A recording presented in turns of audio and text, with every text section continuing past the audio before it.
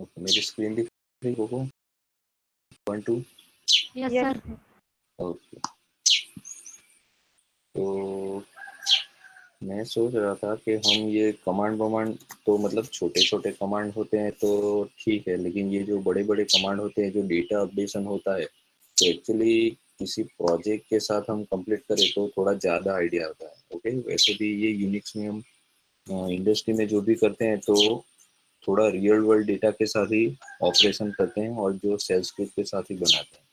तो उसके लिए मैं आपके लिए अभी 8 बजे ही छोटा सा प्रोजेक्ट बना रहा था। अभी पूरा कंप्लीट नहीं हुआ, लेकिन जितना भी कंप्लीट हुआ है तो मैं आपको बता देता हूँ कि हम एक्चुअली ये जो सेड है, ग्रैप है, उसे हम क्या बनाने वाले हैं।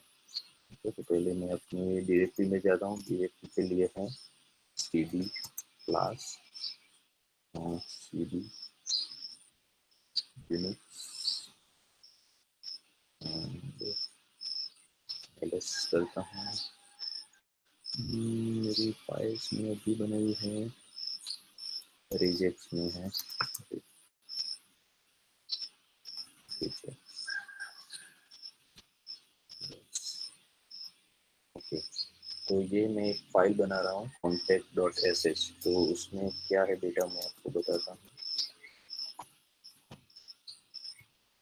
sh, तो ये एक्चुअली आपने ASP.NET में और PHP में आई थिंक CRUD ऑपरेशन यानी insert update delete. Okay, CRUD का फुल फॉर्म होता है create read update and delete. तो उसका मतलब इंसर्ट अपडेट डिलीट और सिलेक्ट रिकॉर्ड। तो वही ऑपरेशंस यूनिक्स में भी आते हैं। ओके, यूनिक्स में डेटाबेस नहीं होता। डेटाबेस में करना चाहो तो कर सकते हो, लेकिन यूनिक्स बहुत ही लो लेवल पे। ओके, ऑपरेटिंग सिस्टम और उसके बाद डायरेक्टली सेल आता है यानी कि यूनिक्स आता है। तो ये जो डायरेक्ट प्रोग्रामिंग है वो हम ऑपरेटिंग सिस्टम में ही करेंगे। आप जो करते हो ESP.NET में, PHP में या जावा में, तो वो 2-3 लेयर ऊपर होता है यूनिक्स से। ओके, तो मतलब कोई भी ऑपरेशन आप इंसर्ट अपडेट डिलीट करते हो तो उसमें आई थिंक 300 इंस्ट्रक्शन लगते होंगे। तो 300 इंस्ट्रक्शन, तो उसे एग्जीक्यूट करने में भी उतना ही देर लगता होगा, इतनी सारी CPU की पावर लगती है। जबकि यही हम यूनिक्स से करते हैं, लिनक्स से डायरेक्टली ऑपरेटिंग सिस्टम की लैंग्वेज से करेंगे, यानी कि ऑपरेटिंग सिस्टम के इंस्ट्रक्शन से करेंगे तो बहुत ही फास्ट होता है और उसमें बहुत ही कम इंस्ट्रक्शन यूज होते हैं। Okay, for example simple insert update delete का आप PHP या ASP.NET में बनाओगे तो PHP में 300 इंस्ट्रक्शन जनरेट हो गए। ओके, ये जो कोडिंग है उसकी बात नहीं कर रहा हूँ, कोडिंग तो जनरेट है। फिर जो आपका कंपाइलर होता है वो क्या करता है, ये हाई लेवल लैंग्वेजेस यानी कि इंग्लिश को लो लेवल लैंग्वेज में कन्वर्ट करता है, यानी कि CPU आपका समझ सके उस लैंग्वेज में कन्वर्ट करता है, तो वो इंस्ट्रक्शन में कन्वर्ट करता है। तो PHP में I think insert update delete के लिए 200 या 250 इंस्ट्रक्शन लगते होंगे। ASP.NET में 300 या 350। तो यूनिक्स में तो सिर्फ इंस्ट्रक्शन डायरेक्टली ऑपरेटिंग सिस्टम के इंस्ट्रक्शन में कन्वर्ट होता है, वहाँ पे कोई भी कंपाइलर नहीं होता। तो उसके लिए सिर्फ ज़्यादा से ज़्यादा 40 या 50 इंस्ट्रक्शन ही लगते हैं। ओके, तो in term of CPU and speed, okay, तो CPU और स्पीड के, हेलो यस, सर, शायद आपका फैन चालू है, बंद कर दो ना। हेलो सर, फैन की आवाज बहुत आ रही है, बंद कर दो ना। फैन, मैं यहाँ बाहर बैठा हूँ, यहाँ कोई फैन नहीं है। तो इतनी किसी सारी और सीढ़ियों का, के लिए क्यों करता है? किसी आवाज और का please turn off your mic. किसी का माइक अगर ऑन हो तो। किसी का नहीं होना सर, आपका ही होना। मेरा, मैं यहाँ बाहर बैठा हूँ, ऐसा तो देखो वीडियो बता देता हूँ मैं। ये देखो यहाँ पे दिख रहा है, तो ये देखो यहाँ पे नेचर है, मैं गाँव में हूँ और यहाँ कोई फैन नहीं है। व्यू बहुत ही अच्छा है सर आपके गांव का। हाँ, मैं एक दिन बताऊंगा। यहाँ पे आम के पेड़ है, खेत है पूरा, जहाँ जो आपके यूपी वाले लोग रहते हैं वहाँ पे कैसा होता है वैसा ही है। ओके बाद में सर। एक आध दिन टूर कराऊंगा। ओके, तो जो भी है माइक थोड़ा अपना चेक कर लो। ओके, आवाज डिस्टर्ब नहीं होनी चाहिए।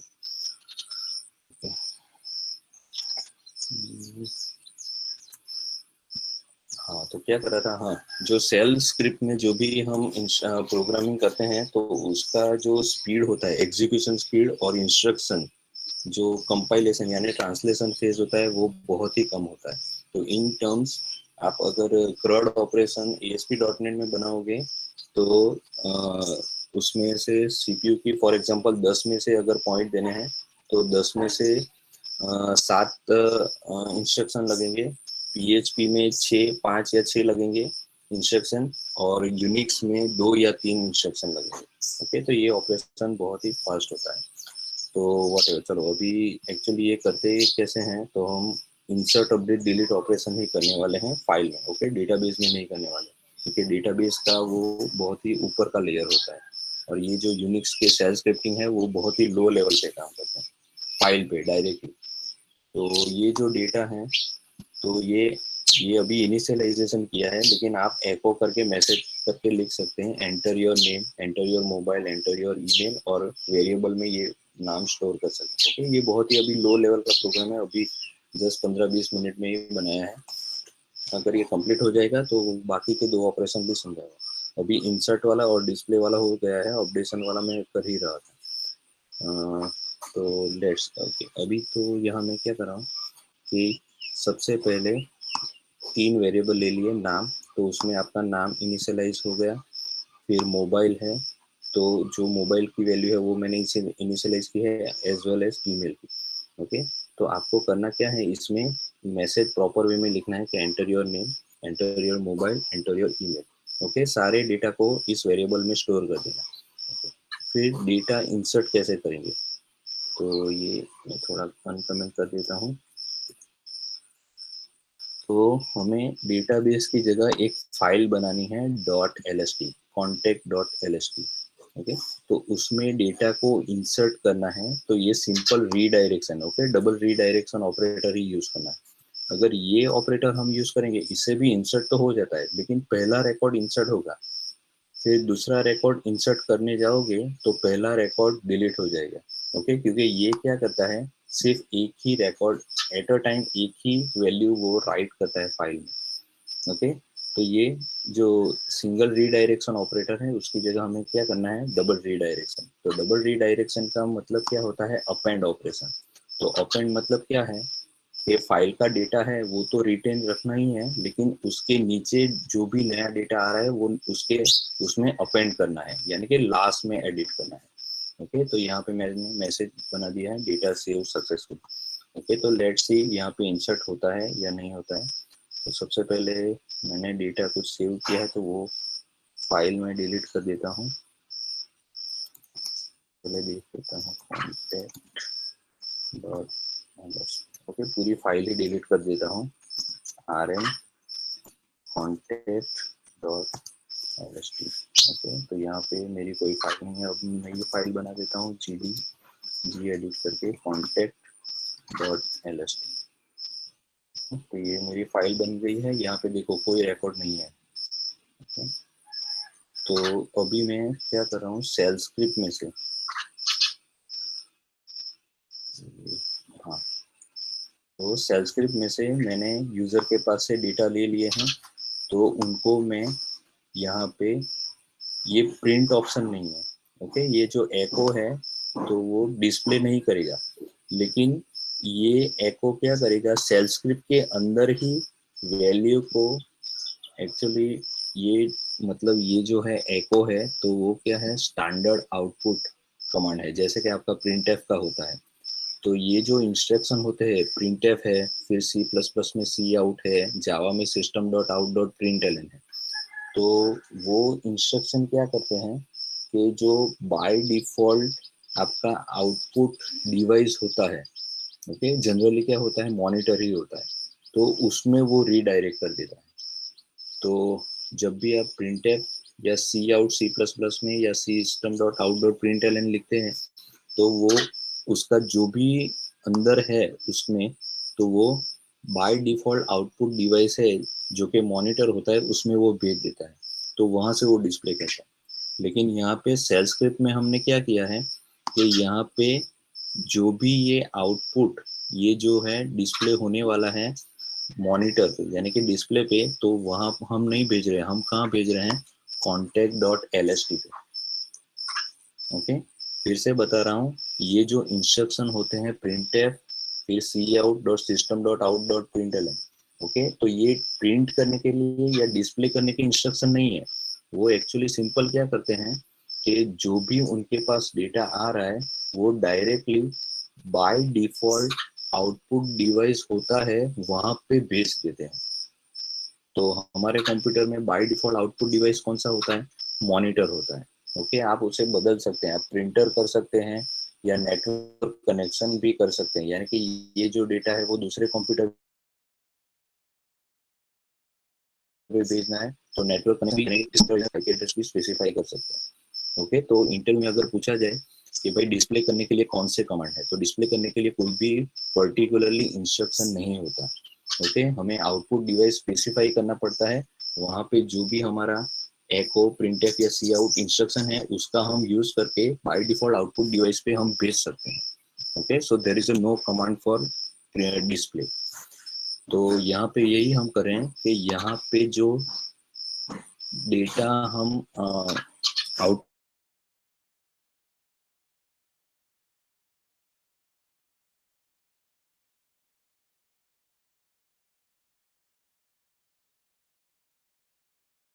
आउटपुट स्ट्रीम में भेज रहे हैं तो वो डिवाइस नहीं भेज रहे, लेकिन फिर ये कॉन्टेक्ट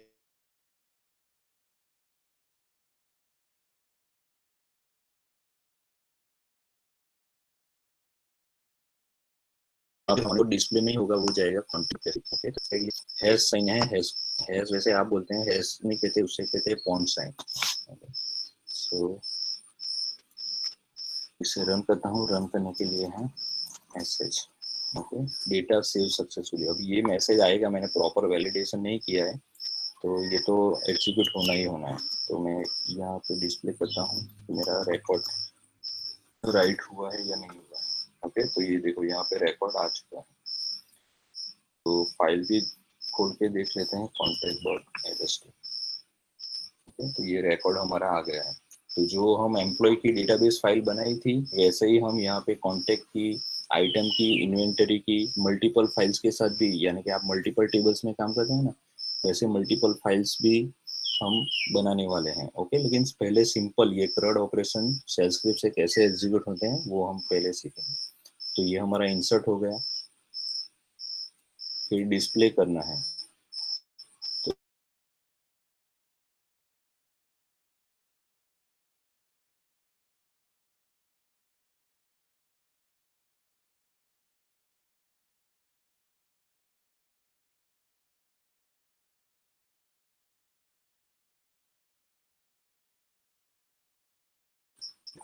देखो ये अभी मैं इनपुट भी करता हूँ, तो आपको पता है डिस्प्ले करता है और उसको डायरेक्टली रिडायरेक्ट करता है, इसलिए।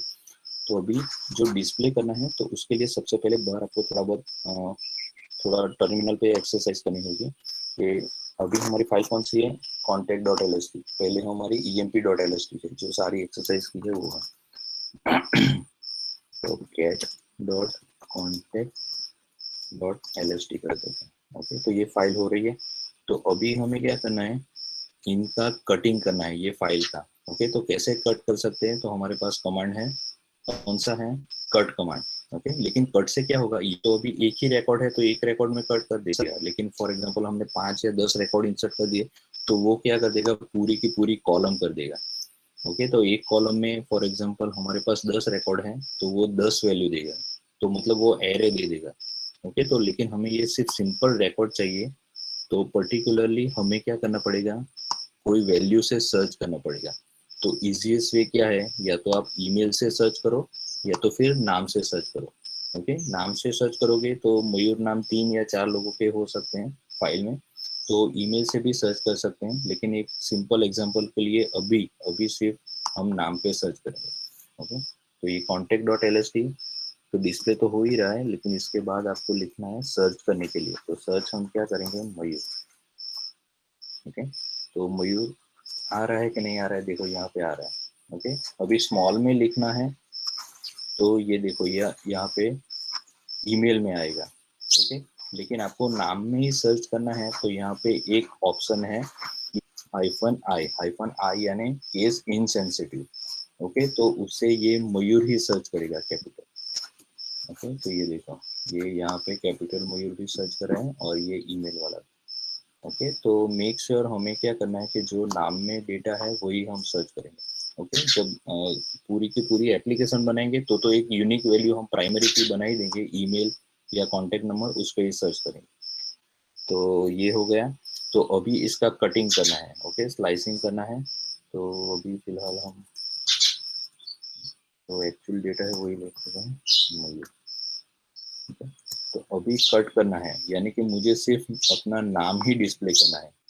ओके, तो क्या करेंगे, कट करना पड़ेगा। तो कट करने के लिए उसको बताना पड़ेगा कि कैसे कट करना है। ओके, ये स्पेस से कट नहीं करना है, या फिर जहाँ पे भी 9 दिखे वहां पे कट नहीं करना है। कहाँ कट करना है, जहाँ पे भी ये पाइप सिंबल दिखे वहां से कट करना है। तो उसको बताना पड़ेगा डेलीमीटर ऑप्शन से -d। ओके, तो उससे वो कट कर देगा, यानी कि ये पहला टुकड़ा बना, ये पहला कट पीस बना, ये दूसरा कट, ये तीसरा कट। तो अभी मुझे डिस्प्ले क्या करना है, पहला कट। तो पहला कट यानी कि ये फील्ड है, तो पहला कट यानी फील्ड उसे कहते हैं, तो F1। ओके, तो ये देखो मयूर नाम हो गया। तो ये सिर्फ मुझे पूरे रिकॉर्ड में से एक नाम दे रहा है। फिर वैसे ही दूसरा है तो F2 कर दो। तो F2 क्या है, ये वाला कट है, दूसरा कट। तो ये मोबाइल नंबर है। ओके, तो और ये F3 कर दो, तो ये आपका ईमेल हो गया।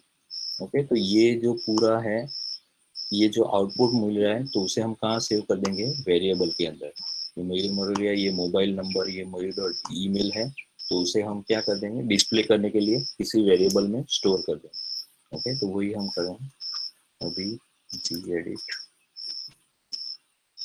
फाइल का नाम क्या है, contact.sh। ओके, तो यही हमने किया है। लेकिन ये जो कमांड है तो वो डायरेक्टली जो सेल स्क्रिप्ट में लिखते हैं तो डायरेक्टली लिखते हैं, लेकिन यही कमांड हमें सेल स्क्रिप्ट में लिख के सेल में यानी टर्मिनल में एग्जीक्यूट करवाना है। तो उसके लिए आपको सिंपल एक यहाँ पे क्या लिखना पड़ेगा, एक बैक कोड लिखना पड़ेगा।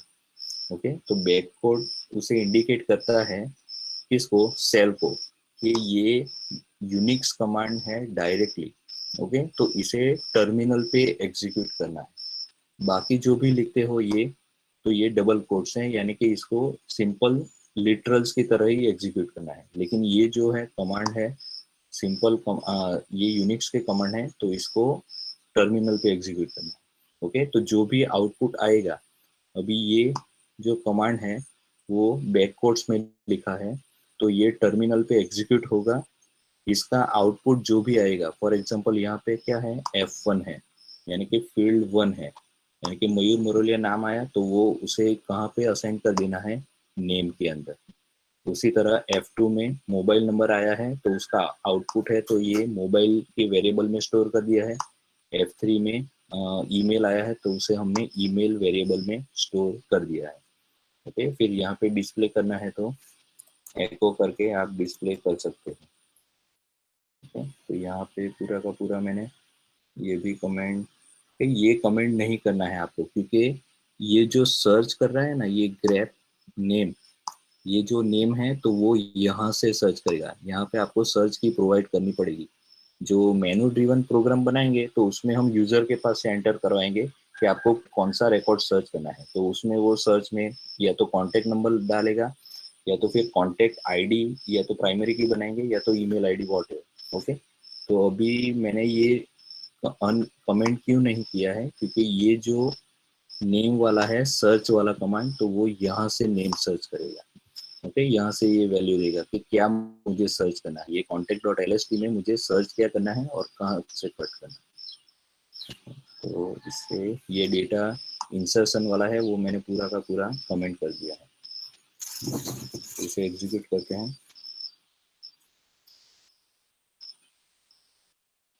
ओके, तो इस तरह से मुझे नाम पूरा डेटा दिखा रहा है।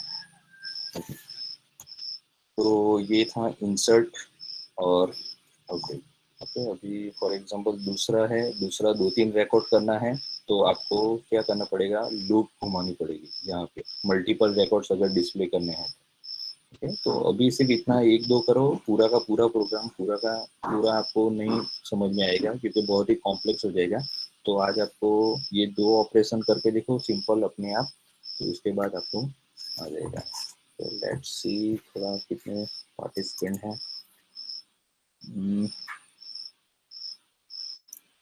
65 है, ओके ठीक है। तो एक मिनट में आपके लिए एक नया पेमेंट ऑप्शन कॉलेज वालों ने बताया है, तो वो मैं आपको बता देता हूँ। ये इजी पे करके है, आईसीआईसी बैंक वालों का है। कॉलेज में जो SMVMT इंस्टीट्यूट है उन लोगों ने बनाया है आईसीआईसीआई बैंक के साथ टाइप करके।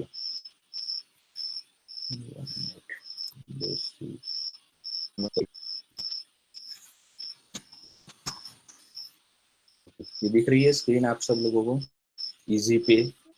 Yes sir. हाँ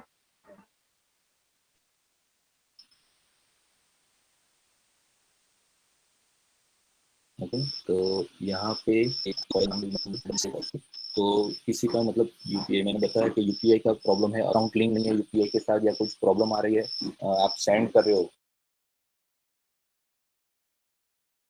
अकाउंट लिंक है लेकिन सेंड नहीं है, नहीं है अकाउंट, कोई मतलब फ्लड जैसी कंडीशन है, तो कोई बैंक में नहीं जा पा रहा है, कॉलेज नहीं जा पा रहा है, तो ये भी ऑप्शन आपके साथ है।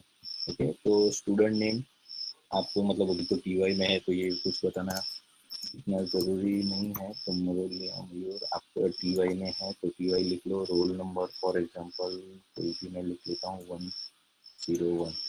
ओके, आपका मोबाइल नंबर लिख लो, मोबाइल नंबर मेरा नेटवर्क है कि हाँ है, ओके, मैं 9439821807।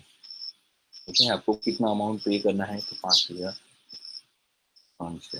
ओके, कैप्चा यहाँ पे Z6FVXP। ओके, कितना करोगे, 100 डिटेल्स, तो यहाँ पे ये आपको OTP भेजेगा 6 डिजिट का, तो वो आपको एंटर करना है।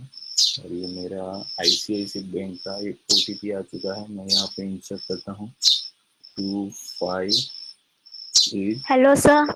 यस, सर बहुत आवाज आ रही है। एक मिनट मैं ईयरफोन बदल देता हूँ जस्ट।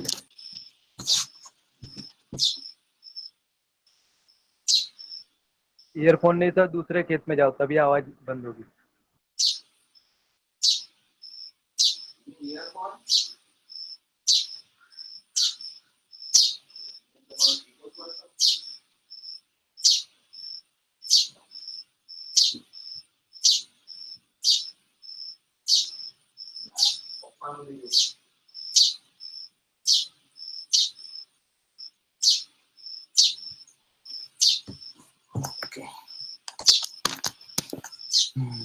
ओके, अब मेरी और दूसरी नॉइज आ रही है।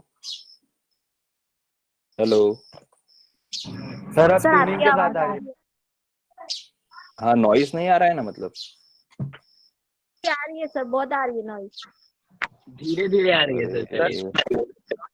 तो ये कहाँ से आ रही है? सर रोड ट्यूनिंग के साथ झिंगुर होंगे ना उधर, नहीं, इसलिए आ रही ये है। क्वालिटी JBL का है। सर खेत के झिंगुर ज्यादा बोल रहे हैं। खेत में कोई नहीं है, एक चिड़िया है, उसको भी चलो मैं भगा देता हूँ, अभी इतना तो यार कहाँ आवाज आ सर एक चिड़िया इतनी पावरफुल हो ही नहीं सकती सर। रही है। खेत में तो नहीं है यार आवाज, तो क्या करें।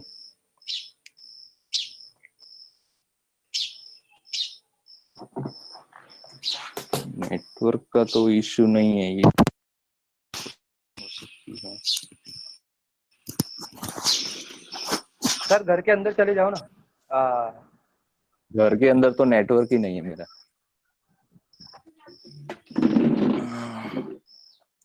सर अब नहीं आ रही है, थोड़ी बहुत आ रही है। अच्छा ठीक है, ओके, तो थोड़ा इजी पे वाला देख लेते हैं। स्क्रीन दिख रही है सब लोगों को? Yes sir. ओके, ये मैंने डेटा डाल दिया है, ओटीपी डाल दिया है, ये आपका डेटा है, ये जो मेन है आपका अमाउंट कितना है, सबमिट कर रहा हूँ मैं। ओके, तो सबमिट करोगे तो ये डिटेल्स आपकी आ जाएगी। ओके, और यहाँ पे फॉर एग्जांपल आपने भूल में थोड़ा इनकरेक्ट डेटा, ओके, 5,500 की जगह 5,000 या सिर्फ 550 ही डाल दिया है। ओके, तो यहाँ से आप उसको करेक्ट कर सकते हो। ओके, तो वहाँ पे 5,500 डाला है और यहाँ पे 550 नहीं करना है। ओके, आई रीड एक्सेप्ट और पे नाउ करना है। ओके, तो इतने सारे ये सारे ऑप्शन हैं वो एक ही प्लेटफॉर्म पे हैं। ओके, लेकिन थोड़ा बहुत, ओके, ये आपको थोड़ा ज्यादा लूटने वाला है। देखो, ये अभी ये है तो प्लेटफॉर्म है तो इसका एक थोड़े बहुत कमीशन है। ये कैश है, तो अगर कैश पेमेंट करने जाओगे इस प्लेटफॉर्म से तो ये देखो, ये आपके पास से एक्स्ट्रा 67 यानी 68 रुपीज ले रहा है। यूपीआई है तो वो टोटल फ्री है। ओके, उसमें कोई चार्जेस नहीं है।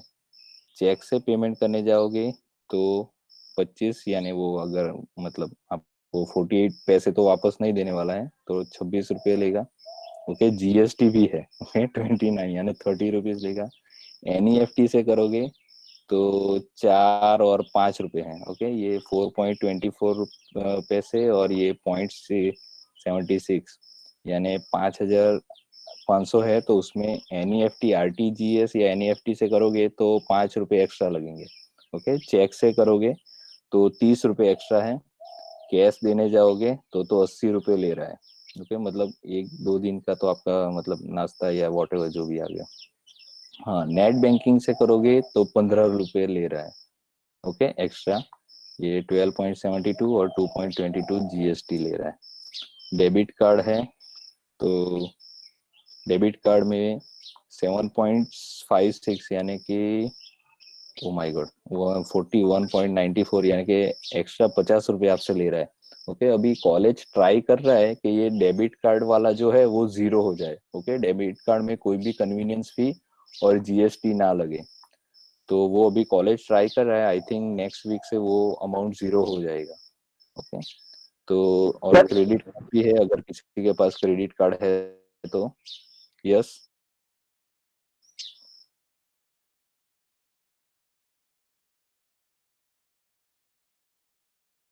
सर एक बार पूरा पे करके हमारी हमारी भी 3 महीने से भाई सैलरी नहीं हुई है मेरे पास, अभी इतना नहीं है कि मतलब कर तो दो, कॉलेज रिटर्न भी कर देगा, लेकिन उसके लिए मुझे कॉलेज जाके वो करना पड़ेगा, तो वो नहीं है अभी मेरे पास। सर रजनीकांत 100 रुपए। रजनीकांत खुश हो जा रहा है कि मेरा हो जाएगा ऐसा।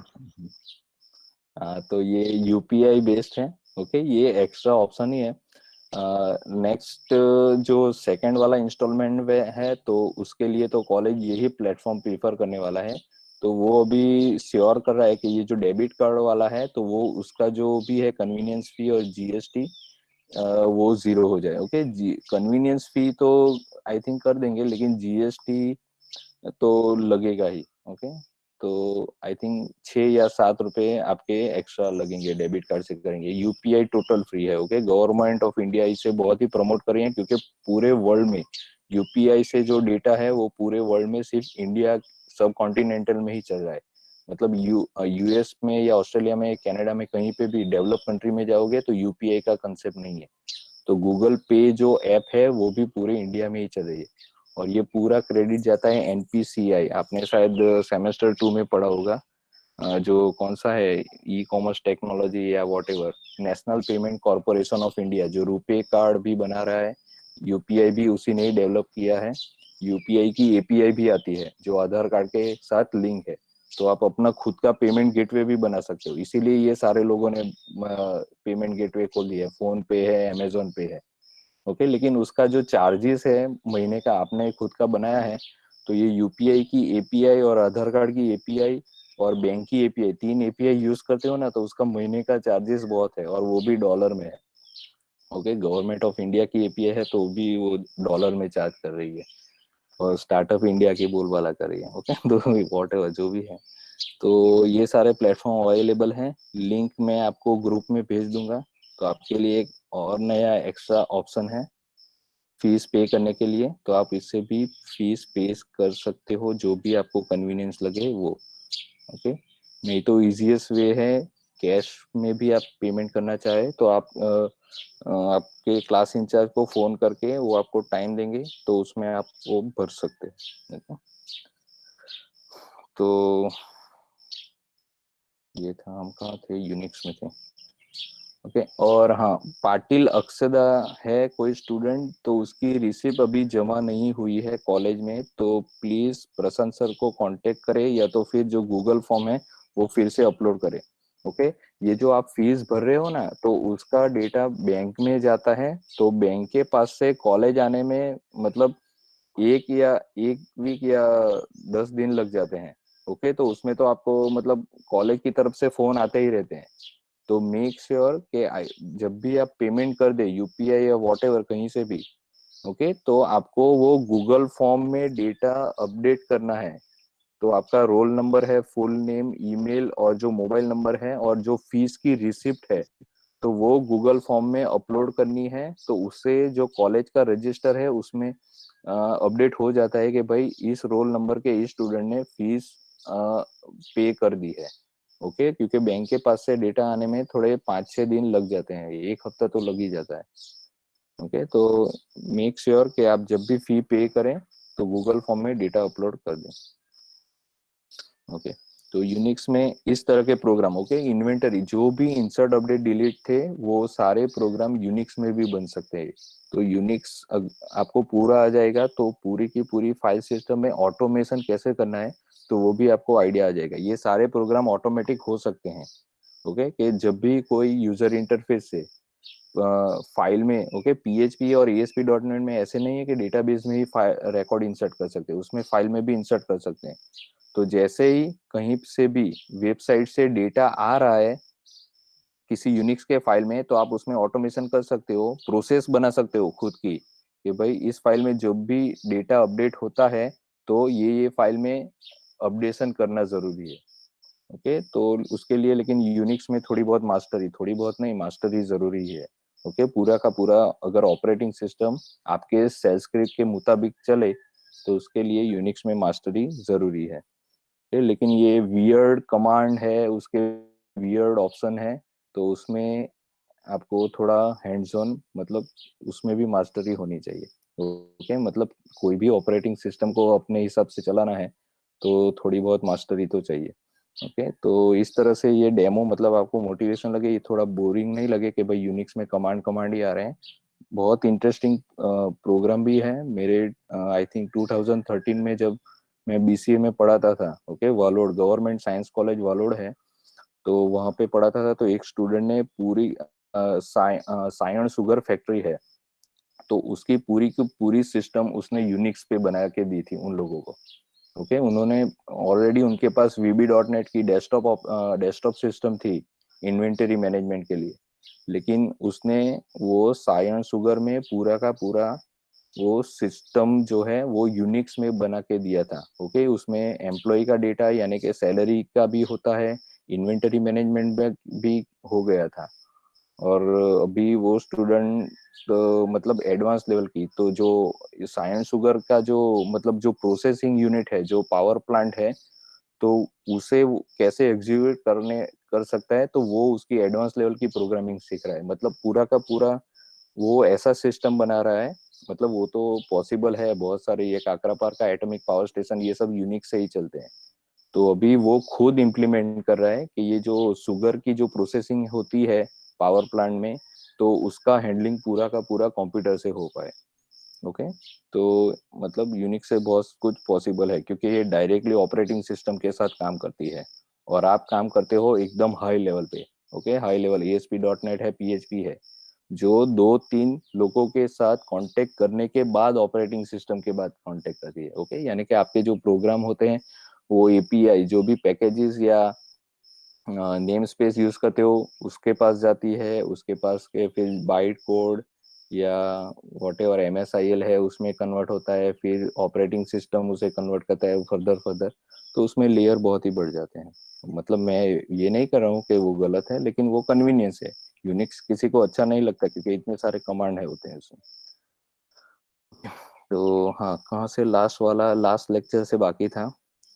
एक मिनट, क्लास यूनिक्स रिजेक्ट्स, उसमें सेड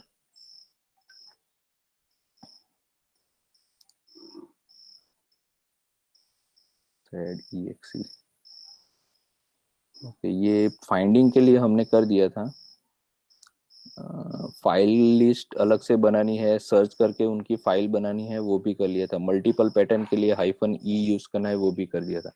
ओके, तो अभी जो बहुत सारे स्टूडेंट पूछ रहे थे कि एग्जिस्टिंग फाइल में इंसर्ट अपडेट डिलीट करना है तो कैसे करोगे। ओके, तो उसके लिए है insert line. Okay, for example मुझे इंसर्ट लाइन करनी है, तो यहाँ पे कहाँ है, पहले मुझे इसके बाहर निकल जाने दो। सी डी, इस करंट डायरेक्टरी से बाहर जाना है तो cd.ls get, इसको क्लियर कर देता हूँ, emp.lst।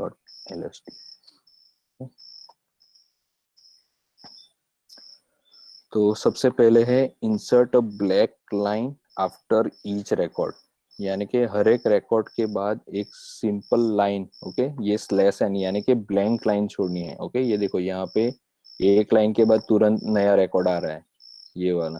तो अभी मुझे ये चाहिए कि थोड़ा रीडेबिलिटी बढ़ पाए, यानी कि एक लाइन के बाद थोड़ा एक स्पेस छूटे। तो उसके लिए आपको क्या करना है, कैरेक्टर स्लैश एन यानी न्यू लाइन जो कमांड है वो लिखना है। ए यानी अपेंड करना है। ओके, अपेंड करना है यानी कि हर एक लाइन के बाद अपेंड करना है। तो control C, control shift V. Okay, तो इस तरह से आप एक एक लाइन छोड़ सकते हो। अभी एक्चुअली में ये लाइन जो छोटी है वो एक्चुअली डेटा मॉडिफिकेशन तो हो गया है, लेकिन ये जो ओरिजिनल फाइल है उसमें कोई चेंजेस नहीं कर रहा है। फॉर एग्जांपल ये देखो, मैं बताता हूँ, .lst। ओके, तो एक्चुअल ओरिजिनल फाइल में चेंज करना है तो मैं इसमें तो नहीं करूंगा, इसकी एक कॉपी बना देता हूँ, emp.lst। तो उसकी ओ यानी ऑपरेशनल emp.lst, इसकी मैं कॉपी बना देता हूँ और उसमें वो परमानेंट चेंजेस करता हूँ। ओके, तो ओ emp.lst और यहाँ पे लिखता हूँ -i ऑप्शन। तो अब मैं डिस्प्ले करता हूँ cat oemp.lst। ओके, तो ये देखो अभी ये फाइल में परमानेंट चेंज हो गया। ओके, तो परमानेंट चेंज अगर करना है तो आपको -i यूज करना पड़ेगा, लेकिन आपको सिर्फ टेम्पररी फाइल का व्यू देखना है तो -i छोड़ के ये वाला जो हमने कमांड यूज किया था, ये वाला। ओके, ए यानी अपेंड ऑपरेशन। ओके, तो अपेंड में क्या करना है, स्लैश एन छोड़ना है और उसके बाद व्यू करोगे तो ये फाइल में परमानेंट चेंजेस नहीं करेगा, लेकिन उसका जो मॉडिफिकेशन है वो आपको बता देगा कि ऐसे लिखता है आपका मॉडिफिकेशन। लेकिन फाइल में अगर परमानेंट चेंज करना है तो -i ऑप्शन यूज करना पड़ेगा उसके साथ। ओके, ए है तो ए क्या है, ये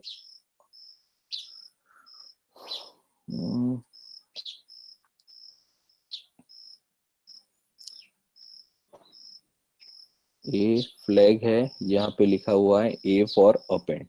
ओके, तो ये फ्लैग है यानी कि माइक्रो इंस्ट्रक्शन है, वो बताता है कि ये जो आपने पैटर्न बीच में लिखा है सिंगल कोट्स में तो उसका करना क्या है। ओके, चेंज करना है, ये अपडेट के लिए चेंज है और एस है तो वो अभी हम देख रहे हैं।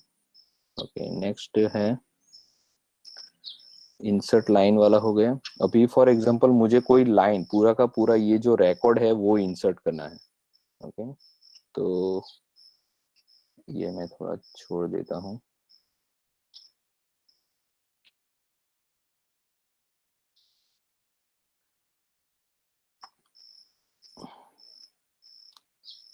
मुझे एक नया रिकॉर्ड ही इंसर्ट करना है फाइल में,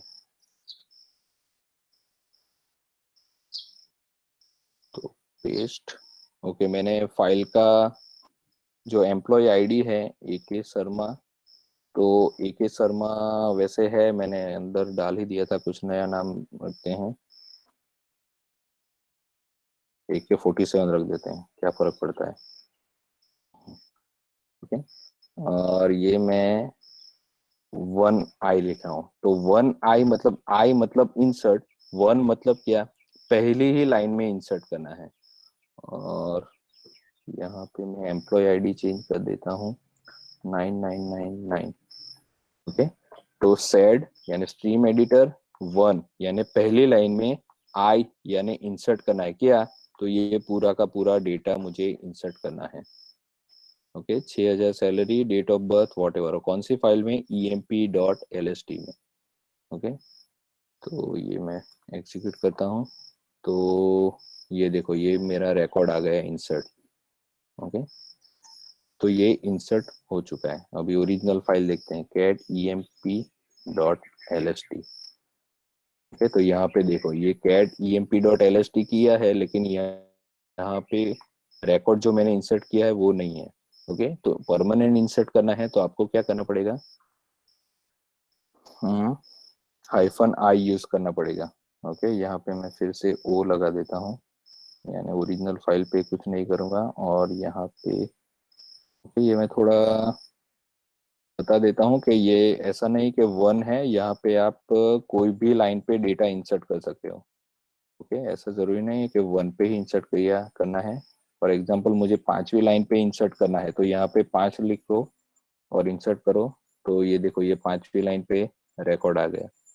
ओके, लेकिन ये टेम्पररी मॉडिफिकेशन ही बता रहा है, परमानेंट नहीं है। परमानेंट करना है तो आपको अंदर -i करना पड़ेगा।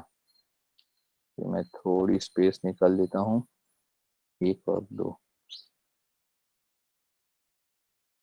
तो 5वीं लाइन पे मैं परमानेंट चेंज करने के लिए -i ऑप्शन यूज कर देता हूँ, और उसके बाद cat emp.lst करता हूँ, तो 5वें नंबर पर ये रिकॉर्ड परमानेंट सेटल हो गया है।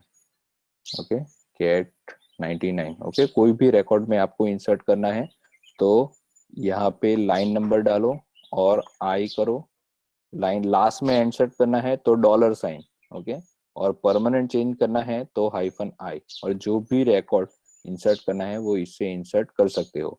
और नया दूसरा ऑप्शन ये है कि जो मैंने अभी मेनू ड्रिवन प्रोग्राम के लिए आपको रीडायरेक्शन ऑपरेटर, ये डबल ग्रेटर देन ऑपरेशन बनाया है, तो वो भी आप यूज कर सकते हो। ओके, लेकिन जो सेट के साथ कैसे इंस्ट्रक्शन यूज करना है तो उसके लिए ये मैंने बताया, ये ओवरऑल यूनिक्स के लिए है। ये जो डबल ग्रेटर देन है तो वो यूनिक्स के लिए है। ओके, नेक्स्ट,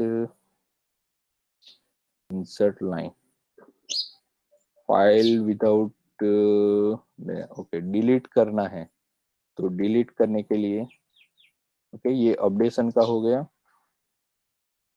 डिलीट करने के लिए है क्रिएट फाइल विदाउट डिलीट। मैंने अपडेट का बता दिया था या नहीं बताया था, अपडेट का बता देता हूँ। अपडेट का मैंने आई थिंक नहीं बताया है आप लोगों को।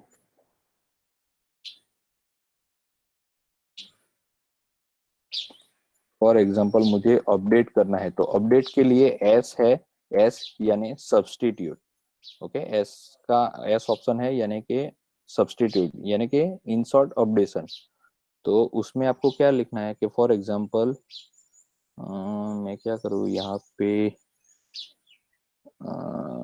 कोई भी, चलो शर्मा है, जहाँ पे भी शर्मा है तो उसे मुझे वर्मा करना है। ओके, तो उसके लिए आपको लिखना पड़ेगा शर्मा,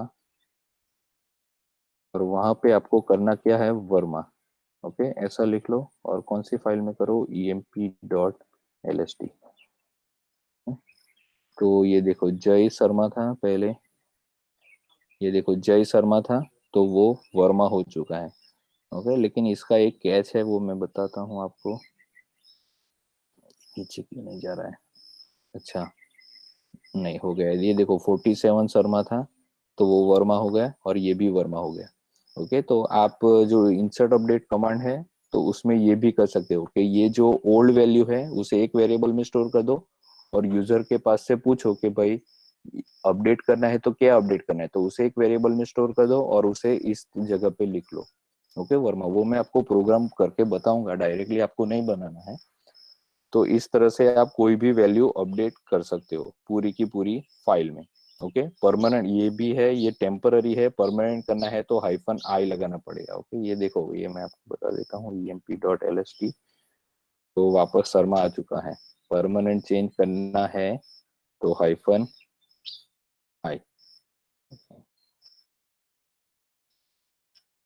@emp.lst तो वर्मा आ चुका है। ओके, तो ये आपका अपडेट हो गया। डिलीट करना है तो हाइफन, ये डी ऑप्शन है। ओके, ये सारे फ्लैग है, ये आप एक बार पढ़ जाना। ये प्रिंट है, डब्ल्यू है, write to file, I insert है, अपेंड करने के लिए जो न्यू लाइन अपेंड की थी। चेंज वाला अभी नहीं बताया है, एज सब्सटीट्यूट यानी अपडेट। डिलीट करने के लिए डी है। पूरी फाइल में चेंज करना है तो जी है, ये जी इतना भी काम का नहीं है। और क्विट करना है तो सबसे पहले इंस्ट्रक्शन में बताया था ये वाला 3 और Q, यानी कि 1 से 3 लाइन प्रिंट करो और उसके बाद क्विट हो जाओ। ओके, तो सिमिलर इंस्ट्रक्शन है हेड का, और लाइन नंबर कितने प्रिंट करना है वो। तो डिलीट करना है तो डिलीट करने के लिए, फॉर एग्जांपल मुझे डायरेक्टर के सारे रिकॉर्ड डिलीट कर देने हैं, तो परमानेंट तो नहीं, पहले मैं ऐसे ही करके देखता हूँ। सिंगल कोट्स में डायरेक्टर,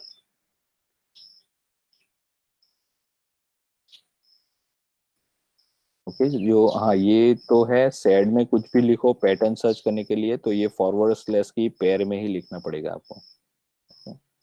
डी emp.lst। ओके, तो ये देखो यहाँ से ये डायरेक्टर था, ये पहली फाइल में डायरेक्टर था, लेकिन अभी मैंने क्या कर दिया है, डायरेक्टर को डिलीट कर दिया है। तो यहाँ पे देखो कोई भी डायरेक्टर नहीं है। ओके, तो कौन सा है डायरेक्टर ये बता, जय शर्मा है, जय वर्मा है, सेकंड लाइन में ही है।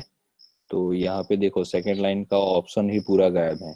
ओके, तो पूरा का पूरा रिकॉर्ड डिलीट करना है तो ये है। ओके, तो ये इस तरह से हम सेड में इंसर्ट, अपडेट और डिलीट कर सकते हैं कोई भी वैल्यू में। ओके, ये तो एक सिंपल पाइप डेलिमिटेड फाइल है। आप comma delimited Excel, word Excel कहीं से भी कैसे भी करके इंसर्ट, अपडेट, डिलीट कर सकते हो। ओके, तो उसके लिए जो पहला प्रोग्राम है contact diary insert, update, delete की, तो वो नेक्स्ट लेक्चर हमारा ऑपरेटिंग सिस्टम रहेगा जिसमें हम एल्गोरिदम स्टार्ट करने वाले हैं। तो ये जो प्रोजेक्ट है छोटा सा, तो वो हम नेक्स्ट वीक में कंटिन्यू करेंगे।